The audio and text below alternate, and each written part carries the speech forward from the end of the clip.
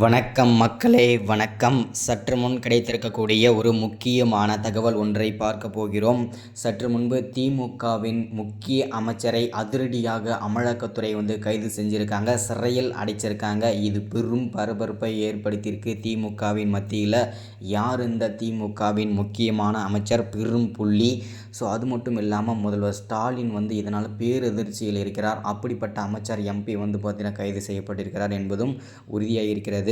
என்ன காரணத்திற்காக கைது செய்யப்பட்டிருக்கிறார், அமலாக்கத்துறைக்கு யார் இந்த தகவல் கொடுத்தது, தெளிவான துல்லியமான விளக்கத்தை இந்த ஒரு வீடியோவில் பார்க்க போகிறோம். அதற்கு முன்பு நமது சேனலுக்கு நீங்கள் புதிய பார்வையாளராக இருப்பதற்கான வாய்ப்புகள் நிறையவே இருக்கிறது. முடிஞ்ச அளவுக்கு எல்லாரும் மறக்காமல் நமது அரசியல் நியூஸ் சேனலை சப்ஸ்கிரைப் பண்ணாதவங்க பண்ணிடுங்க.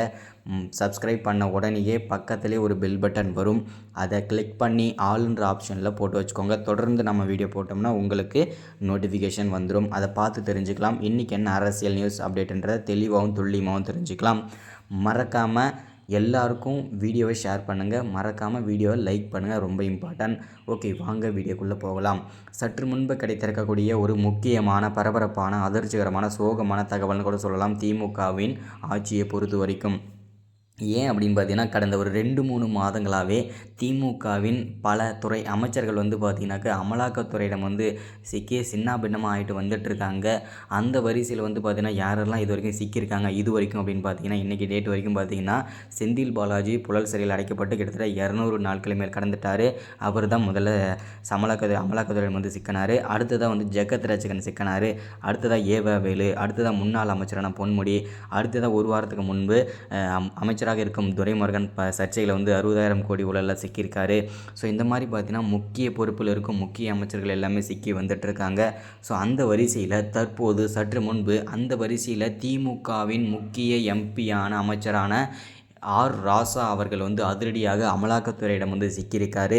என்ன காரணம், எதனால் அவர் பார்த்திங்கன்னா அமலாக்கத்துறையிடம் சிக்கியிருக்கிறார் அப்படின்னு பார்த்தீங்கன்னாக்கா, வருமானத்திற்கு அதிகமான சொத்து சேர்த்த குற்றத்திற்காகவும், தவறான முறையில் பண பரிவர்த்தனை செய்த குற்றத்திற்காகவும், கருப்பு பணம் வைத்திருந்த குற்றத்திற்காகவும் அமலாக்கத்துறை அதிரடியாக அவரை கைது செஞ்சிருக்காங்க. இது பெரும் பரபரப்பை ஏற்படுத்தியிருக்கு திமுகவின் மத்தியில். இந்த காரணத்தினால தான் திமுகவிற்கு தலைவராகவும் தமிழகத்திற்கு முதல்வராகவும் திகழ்ந்து வந்து கொண்டிருக்கக்கூடிய முதல்வர் ஸ்டாலின் தற்போது கவலைக்கிடமாக இருக்கிறார். பேரதிர்ச்சியில் உறைந்து போயிருக்கிறார். அது மட்டும் இல்லாமல் இதற்கு எல்லாத்துக்குமே காரணம், அமலாக்கத்துறைக்கு யார் தகவல் கொடுத்தது இப்படின்னு பார்த்தீங்கன்னாக்கா, புழல் சிறையில் அடைக்கப்பட்டு கொண்டிருக்கும் செந்தில் பாலாஜி அவர்கள்தான் இதற்கு எல்லாத்துக்கும் காரணம் என்றும் தெரியப்படுத்துகிறது. உளவுத்துறை ரிப்போர்ட்டும் அதுதான் சொல்கிறது. நம்ம பொறுத்திருந்து பார்க்கலாம் அவர் தான் சொன்னாரா என்றதை. தொடர்ந்து அடுத்த வீடியோவில் விவாதிப்போம். சப்ஸ்கிரைப் பண்ணுங்கள், லைக் பண்ணுங்கள், ஷேர் பண்ணுங்கள்.